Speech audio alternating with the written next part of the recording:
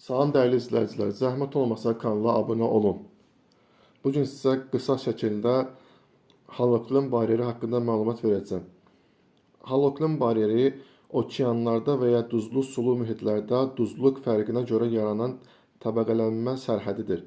İki fərqli duzluluğa malik su kütləsi arasında olan görünməz, amma təsirli sərhəddir.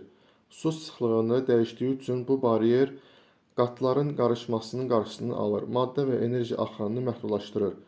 Adətən dənizlərin dərinliklərində sualtı mağaralarda müşahidə olunur. Haloklin bariyeri nəticəsində canlıların bəziləri bir təbəqədən digər tərəfə keçə bilmir, həmçinin maddələrin yayılması ləngiyir. Haloklin bariyerinə baxarkən su bulanıq və dəyişmiş kimi görünür.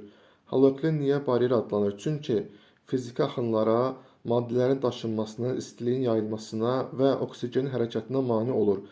Qara dənizin təxminən 150-200 metr dərinliyindən sonra haloklin bariyeri başlayır. Yəni oksigensiz, dənizin dibi oksigensiz sayılır.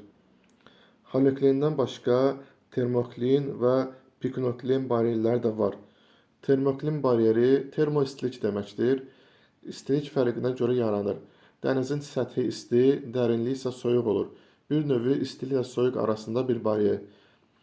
Digəri piknoklin bariyeri. Pikno sıxlıq deməkdir. Sıxlıq fərqinə əsaslanan təbəqələnmədir. Haloklinlə termoklin birlikdə sıxlıq fərqi yaradırsa, bu piknoklin olur. Bu bariyer axınlar, maddə və enerji keçişi əngəlləyən ən güclü bariyer hesab olunur. Yekunlaşdıraq.